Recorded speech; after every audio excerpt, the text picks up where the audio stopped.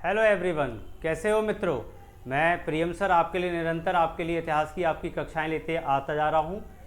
हम लोग जो बात कर रहे हैं वो हम इतिहास की बात कर रहे हैं अपने यूपी ट्रिपल एससी पैट के लिए, जो कि हमारी परीक्षा इसी माह में होने वाली है। अगर हम लोग आज देखते हैं तो आज जो हिस्ट्री की क्लास है वो बेसिकली मैं आपके लिए आज कोई थ्योरी वाला पोर्शन नहीं कराने आया हूँ। मैं आज आपके लिए सीधे के सीधे एमसीक्यू लगवाने आया हूँ। और ये जो एमसीक्यू है ये 24 अगस्त 2021 में जो आपकी परीक्षा हुई थी, ये उस परीक्षा की पहली शिफ्ट के प्रश्न है। ये प्रश्न इस तरीके के नहीं है कि आप गए और गूगल पे जाके आपने डाल दिया और आपका निकल कर आ गया, बोली पहले शिफ्ट के ये आंसर हैं, आपने रट डाले। मैं इनको आपको पूरी तरीके से अच्छी तरीके से एक्सप्लेन करूंगा, पूरी तरीके से प्रयास करूंगा कि आपको उससे जो संभावित प्रश्न बन जाए उसका क्या उत्तर हो सकता है, मैं आपके लिए आज उस पर चर्चा करूंगा। मैं आपको बताऊंगा कि आज जो आंसर आपके वहाँ पे हैं वो आंसर आपका क्या सही है, और साथ ही साथ मैं आपको ये भी बताऊंगा कि अगर उसमें कोई दूसरा है तो वहाँ से क्या प्रश्न आपके लिए पूछा जा सकता है। तो ये आपके लिए आज की कक्षा बहुत ज़्यादा महत्वपूर्ण होने वाली है, जिसको आप लाइक शेयर करिए और साथ ही साथ में अपने दोस्तों में बांटिए, ताकि ज़्यादा से ज़्यादा लोगों का यूपी पैट इस बार हमारे पूरी तरीके से सफल हो पाए, उनका निकल पाए। तो चलिए पहले प्रश्न की तरफ बढ़ जाते हैं हम। पहला प्रश्न हमसे क्या कह रहा है। पहला प्रश्न हमारे स्क्रीन पर है, आप देख सकते होंगे कि भारत में शासन करने वाले दिए गए शासकों का कालक्रम अनुसार सही क्रम क्या है। हमसे बात कर रहा है कि आपको बताना है कि ये जो शासक आपको गिवन है, ये जो शासक आपको दिए हुए हैं, इनके कालक्रम अनुसार आपको सही क्रम लगाना है। सही है। अब मैं आपको बताता हूं किसका कालक्रम किस तरीके से हो सकता है। तो भैया देखना जरा, अगर मैं कार्यकाल की बात करता हूं तो सिरसा सूरी सबसे पहले हमारे सामने आ जाते हैं।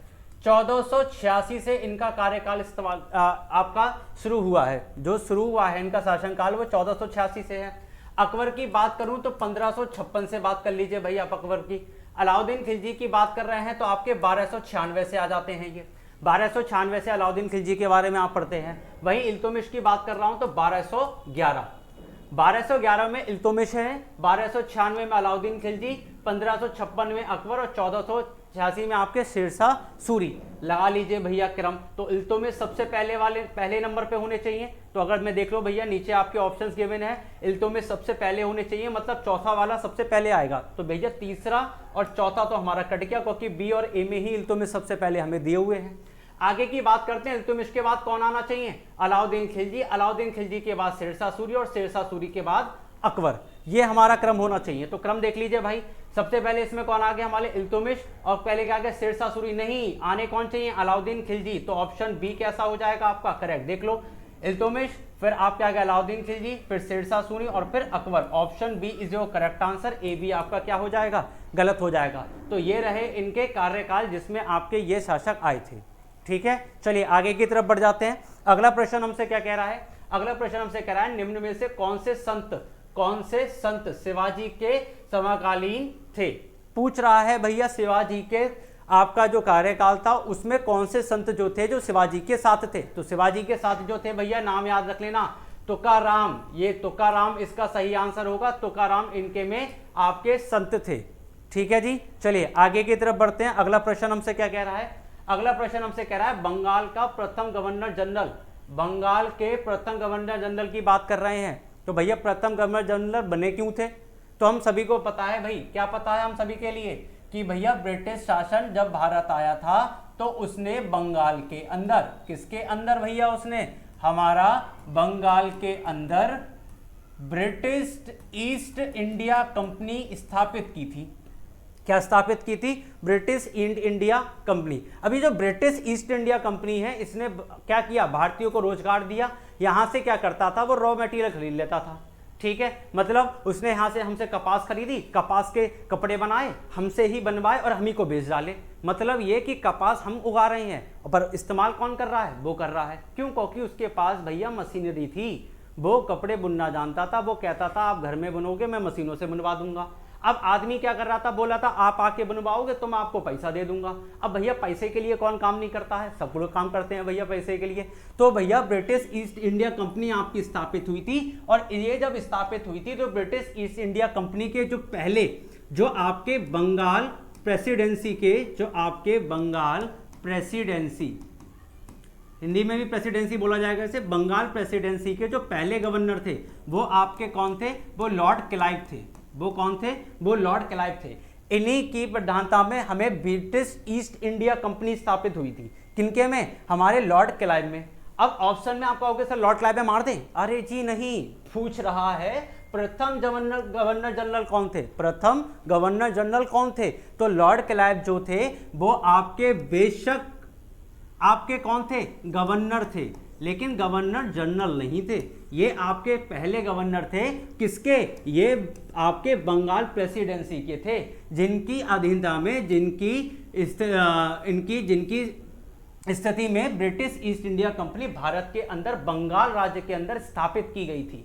ठीक है, तो अगर पूछा जाए कि भैया तो फिर प्रथम कौन थे, तो प्रथम थे आपके लॉर्ड बैरन हेस्टिंग। कौन थे आपके? लॉर्ड बैरन हेस्टिंग आपका सही उत्तर हो जाएगा, जो कि 1773 के अंदर चुने गए थे। कब बने थे ये? 1773 में बने थे। उसके बाद लॉर्ड लिटन थे।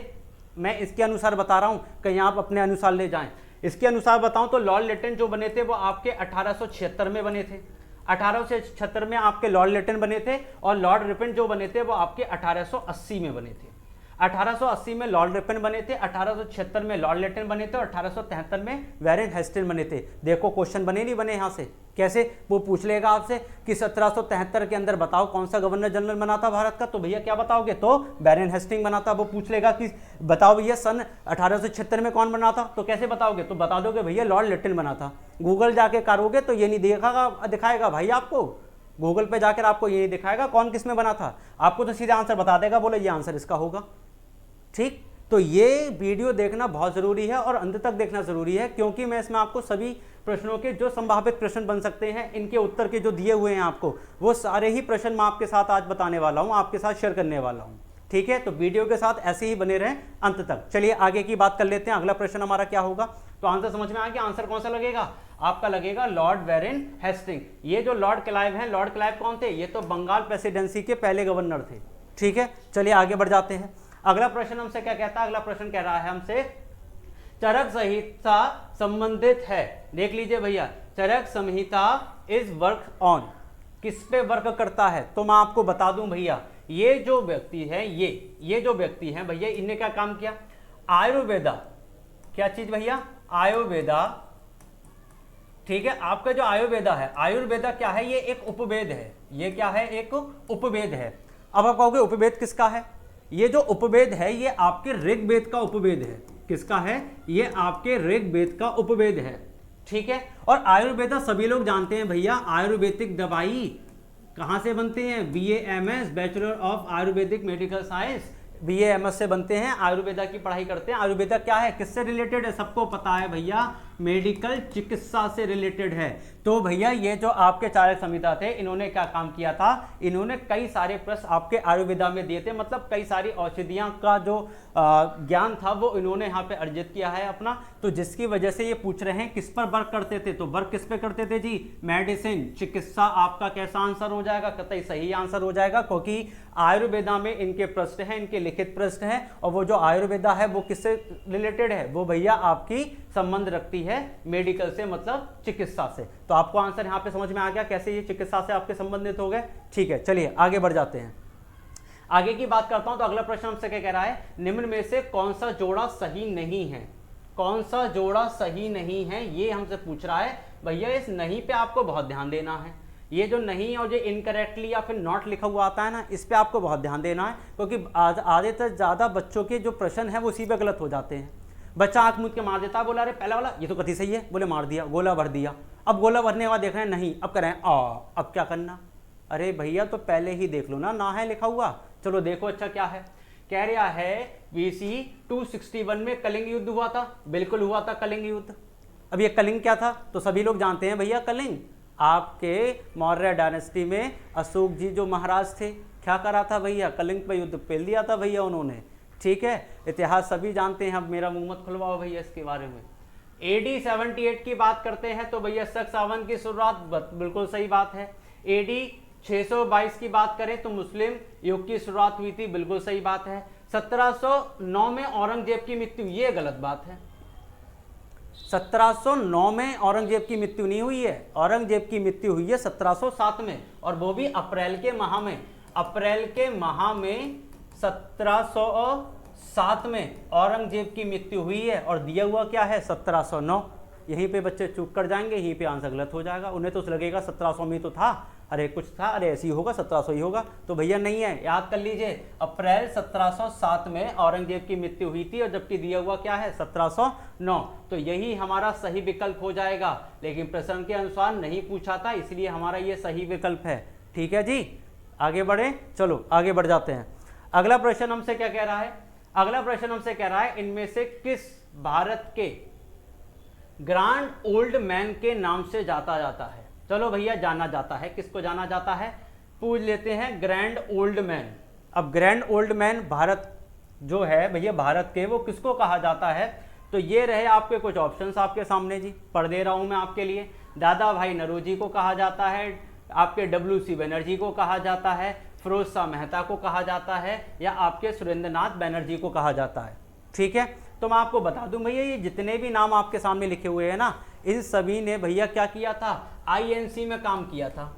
अब कहोगे INC क्या है? तो मैं आपको बता दूं भैया, इंडियन नेशनल कांग्रेस है ये इंडियन नेशनल कांग्रेस है, जिसने आपको भैया आज़ादी दिलाई थी। ये उस वक्त में काम करने वाले कार्यकर्ता हैं जिन्होंने अध्यक्षता में आपने आज़ादी ली है।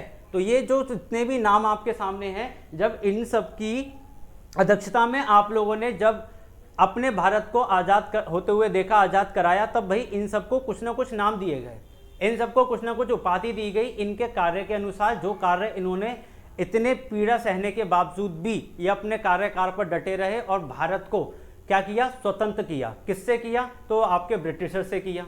ठीक है, तो भाई बता देता हूं मैं आपके लिए, जो आपके ग्रैंड ओल्ड मैन है वो किसको कहा जाता है? वो आपके दादा भाई नौरोजी को कहा जाता है। किसको कहा जाता है? आपके दादा भाई नौरोजी को कहा जाता है। यहां से एक महत्वपूर्ण प्रश्न और बन सकता है, क्या बन सकता है कि भाई राष्ट्रीय गुरु, क्या कहा जाता है कि राष्ट्रीय गुरु की उपाधि किसको दी गई है? तो मैं आपको बता दूं, जो राष्ट्रीय गुरु है वो राष्ट्रीय गुरु की उपाधि किसको दी गई है? वो आपके सुरेंद्रनाथ बनर्जी को दी गई है। किसको दी गई है? सुरेंद्रनाथ बनर्जी को। इन्हीं को राष्ट्रीय गुरु के नाम से हम लोग जानते हैं। और साथ ही साथ में यहाँ से हमें क्या पता लगा, क्वेश्चन क्या पूछा था, ग्रैंड ओल्ड मैन। तो ग्रैंड ओल्ड मैन किसको थे? वो दादा भाई नौरोजी थे। दो प्रश्न आपके यहाँ से बन गए, नहीं बन गए? ठीक है, चलिए आगे बढ़ जाते हैं। अगला प्रश्न हमसे क्या कह रहा है? अगला प्रश्न हमसे कह रहा है सन 1915 और 16 में किसके नेतृत्व में 2 होम रूल लीग शुरू हुई? ठीक है जी, बात कर रहा है ये जो 2 होम रूल लीग जो थी वो किसके नेतृत्व में हुई थी? तो मैं आपको बता देता हूं जी, जो सबसे पहला व्यक्ति जिसके नेतृत्व में आप लोगों ने क्या किया था, होम लीग को चालू किया था, होम रूल लीग को चालू किया था, वो थी जी एनी बेसेंट। कौन थी जी? वो थी एनी बेसेंट। एनी बेसेंट के अध्यक्षता में ही, इनके ही नेतृत्व में आपने क्या किया था भैया, होम रूल लीग को शुरू किया था। ठीक है, कहाँ शुरू किया था भैया? जाहिर सी बात है भारत में ही शुरू करेंगे जब भैया भारत में है। ठीक है, ये आई थी जी बाहर से। ये बाहर से जब आई तो इन्होंने सबसे पहले 1916 के अंदर मद्रास से, कहाँ से जी? मद्रास से। सबसे पहले इन्होंने मद्रास से इस क्रांति को छेड़ दिया। इन्होंने सबसे पहले मद्रास जगह से क्या किया, होम रूल लीग की शुरुआत कर दी। दूसरी छोर 1916 में, वैसे तो इसका कहानी पुणे भी कहा जाता है, लेकिन पुणे से लखट के मैं आपसे बात कर ले रहा हूँ जी लखनऊ की। कहाँ की बात कर ले रहा हूँ? लखनऊ की। लखनऊ में जब आपकी INC की मीटिंग चल रही थी, इंडियन नेशनल कांग्रेस की, उसमें सबसे पहले तिलक जी ने, किसने? तिलक जी ने सबसे पहले इस चीज़ को सामने रखा और सारे INC वालों को इस चीज़ पर मनाया कि भाई अब से हम लोग होम रूल लीग की शुरुआत करेंगे, ताकि भाई हम सब लोग एकजुट हो जाएं। और हम जब तक अपने ही घर में आंदोलन की शुरुआत नहीं करेंगे तो बाहर तक ये आगे कैसे पहुंचेगी और कैसे हम जाकर ब्रिटिशर से अपने भारत को मुक्त कर पाएंगे, है ना? तो सबसे पहले देख लें तो तिलक ने सबसे पहले 1906 से, और एनी बेसेंट ने भी आपके 1916, सॉरी, तिलक जी ने भी 1916 और एनी बेसेंट ने भी 1916, इनने मद्रास से और तिलक जी ने लखनऊ से शुरुआत करी थी। तो इसका सही आंसर क्या है भैया? देख लो, आपको देखते ही मिल जाएगा। एनी बेसेंट और लोकमान्य तिलक, तिलक और लाला लाजपत राय, तिलक और बिपिन चंद्र पाल और तिलक और अभिनंदन घोष। तो भैया मैंने आपको क्या बताया, पहला नाम एनी बेसेंट और दूसरा नाम तिलक। तो भैया फर्स्ट ऑप्शन आपका क्या हो जाएगा, बिल्कुल करेक्ट हो जाएगा। 1916 में शुरुआत हुई थी सबसे पहले इस चीज की। ठीक है जी, शुरुआत तो काफी पहले से थी और इसके जो संस्थापक थे, जो ने नींव रखी थी, वो नींव रखने वाली महिला कौन थी, वो थी आपकी एनी बेसेंट। चलो जी आगे बढ़ जाते हैं। अगला प्रश्न हमसे क्या कह रहा है, अगला प्रश्न हमसे कह रहा है निम्न का मिलान करें। चलो भैया मिलान कर लो। ठीक, अब मिलान तो भैया सबको पता होगा किसके संस्थापक कौन कौन है ना। अब तक तो इतिहास में हम यही सीखते आए हैं, चलो नहीं पता तो मैं आज सिखवा देता हूं। चलो जी ब्रह्म समाज की बात कर लेते हैं। तो भैया ब्रह्म समाज जो थे वो कौन थे, वो आपके राम मोहन राय जी थे। तो आपका ए जो हो गया वो इससे मिलान हो गया। चलो ए वाले का मिलान कर देते हैं तीसरे वाले से, ए वाले का मिलान तीसरे वाले से कर दिया। ठीक है, चलो आगे बढ़ जाते हैं, अगले की बात कर लेते हैं। तो कौन सा है, रामकृष्ण मिशन। तो रामकृष्ण मिशन की जो शुरुआत करी थी, वो शुरुआत करी थी आपके स्वामी विवेकानंद ने। ये मिल गया आपको बी। चलो भैया बी मार दिया यहाँ पर। ठीक है, अगले की बात कर लेते हैं। तो अगला जी हमारे पास कौन सा है, अगला है हमारे पास आर्य समाज। आर्य समाज की किसने की थी, तो आर्य समाज की शुरुआत करने वाले थे आपके दयानंद सरस्वती। कौन थे आपके, दयानंद सरस्वती। तो भैया चले जाओ आर्य समाज से सीधे दयानंद सरस्वती पर। चलो भैया इधर मार देते हैं। ठीक है जी, आ गया। अब आ गया हमारे ये सत्यशोधक समाज। चलो भैया इसकी शुरुआत किसने करी, अब रह गए दो, इनमें से कौन सा होगा। ठीक है, तो भैया ध्यान रख लेना, महात्मा ज्योतिराव फुले से प्रश्न बन जाते हैं कंपटीशन में बहुत। ठीक है, इनसे प्रश्न बन जाते हैं, तो ध्यान रखिएगा भैया इसको बहुत। बात कर लेते हैं सत्यशोधक समाज की। तो सत्यशोधक समाज बेटा शुरू करने वाले भी जो हमारे थे भाइयों बहनों, वो कौन थे, वो आपके ज्योतिराव फुले ही थे। ठीक है जी, तो चलो देख लेते हैं। इसका हो गया ये वाला ऑप्शन, इधर मिलान कर लेते हैं। हमारा जो ए वाला था वो हो गया तीसरे से, हमारा जो बी वाला था वो हो गया पहले से, हमारा जो सी वाला था वो हो गया दूसरे से, और हमारा जो डी वाला था वो हो गया पांचवें से। मिलान कर लो, ए का तीसरा आना चाहिए। अरे भैया पहला तो वैसे ही खत्म हो गया। चलो अगला, बी का पहला आना चाहिए, बी का पहला आ गया, डी खत्म हो गया। सी का दूसरा आना चाहिए, सी का दूसरा है, अरे भैया अभी भी छोर है। और डी का पांचवा है, तो पांचवा किससे मिल रहा है, ये मिल रहा है तीसरे वाले से। तो हमारा जो तीसरा वाला है वो कैसा हो जाएगा, वो बिल्कुल कतई सही हमारा उत्तर हो जाएगा। ठीक है जी, चलिए आगे बात कर लेते हैं। परेशान मत होना, अभी मैं इस पर भी वीडियो बनाऊंगा बिल्कुल अलग सी, कि कब कौन सा हमारा आंदोलन चालू हुआ, किसने आंदोलन चालू किया, कौन से सन में आंदोलन चालू किया, कौन कौन साथ में मिले, किसके अध्यक्षता में आप लोगों ने अपनी स्वतंत्रता को आपने हासिल किया, किस तरीके से ब्रिटिश रूल जो था वो यहाँ से गायब हुआ। मैं सारी चीज़ों पर आपकी वीडियो बनाऊंगा, एक ही वीडियो में सारी कहानी खत्म कर दूंगा मैं एक ही बार में, और साथ ही साथ में आपको मैं क्वेश्चन भी लगवा दूंगा। ठीक है जी, चलिए अगले प्रश्न की तरफ बढ़ जाते हैं। अगला प्रश्न क्या कह रहा है हमसे, करो या मरो का नारा किसने दिया था, करो या फिर मरो। बोले भैया कर डालो या तो मर डालो। चलो भैया देखो कैसे किसने दिया था। बात कर लेते हैं सरदार वल्लभ भाई पटेल की। तो इनका जो नारा था वो था कर मत दो, कर मत दो। अब ये मत कह देना काम मत कर दो, इनके जो कर का मतलब है, वो कर का मतलब यहाँ से टैक्स से है। किससे है जी, वो टैक्स से मतलब है। बोले कर मत दो। अब ये कैसे था, तो जब ब्रिटिशर्स हमारे इंडिया पे हुकूमत कर रहे थे, तो ये क्या कर रहे थे, लगातार कर वसूली कर रहे थे, और जो कर की दरें थी वो बढ़ती जा रही थी। तो सब सरदार वल्लभ भाई पटेल नेतृत्व में आए, तो उन्होंने कहा भैया ऐसा मत करो, काहे कर दे रहे हो भाई, सबको कर देने की जरूरत नहीं है, जो है वो लगान हम बहुत दे रहे हैं, अब नहीं देंगे। तो जो उनका नारा था, ये नारा उनका वहीं से प्रचलित हो गया। वो नारा क्या था, कर मत दो। बोले मतलब टैक्स मत दो, do not give tax. Jawaharlal Nehru, इनने कहा भैया अपने आलस्य को दूर करो, इनने कहा अपने आलस्य को दूर करो, अपने आलस्य को दूर करो। बोले आलसी हटाओ, लेजीनेस हटा दो अपने अंदर से, तभी तो जाके स्वतंत्रता सेनानी बनोगे, तभी तो जाके भारत को आज़ादी दिला पाओगे। बोले ऐसे घर में बैठे बैठे कर दोगे। तो जो जवाहरलाल नेहरू से, उनका क्या नारा था, उनका था अपने आलस्य को दूर करो। सुभाष चंद्र बोस, बोले जय हिंद, जय हिंद। दूसरा क्या था, बोले भैया तुम मुझे खून दो, मैं तुम्हें आज़ादी दूंगा। ठीक है, तो तुम मुझे खून दो और मैं तुम्हें क्या दूंगा, आज़ादी। मैं तुम्हें क्या दूंगा भैया, बोले मैं तुम्हें क्या दूंगा, मैं तुम्हें आज़ादी दूंगा। मैं तुम्हें क्या दूंगा, आज़ादी दूंगा। अगली महात्मा गांधी, तो भैया जाहिर सी बात है तीनों के नहीं मिले तो किसका मिला होगा, महात्मा गांधी। तो महात्मा गांधी इसका क्या हो जाएगा, सही। इनने क्या कहा था, बोले करो या मरो। तो ये भैया कुछ नारे हैं जो नारे आपको दिए गए थे इनके द्वारा। तो भैया ये नारे क्या थे, सरदार पटेल का कर मत दो, जवाहरलाल नेहरू का अपने आलस्य को दूर करो, सुभाष चंद्र बोस का बोले तुम मुझे खून दो मैं तुम्हें आज़ादी दूंगा और जय हिंद था, और साथ ही से महात्मा गांधी का करो या मरो था। ठीक है, चलिए तो इसका सही उत्तर क्या है हमारा, महात्मा गांधी। चलिए आखिरी प्रश्न की तरफ बढ़ते हैं। ये जो आखिरी प्रश्न है मैंने आपको बताया था शुरुआत में, फिर एक बार पुनः आपको बता दे रहा हूँ।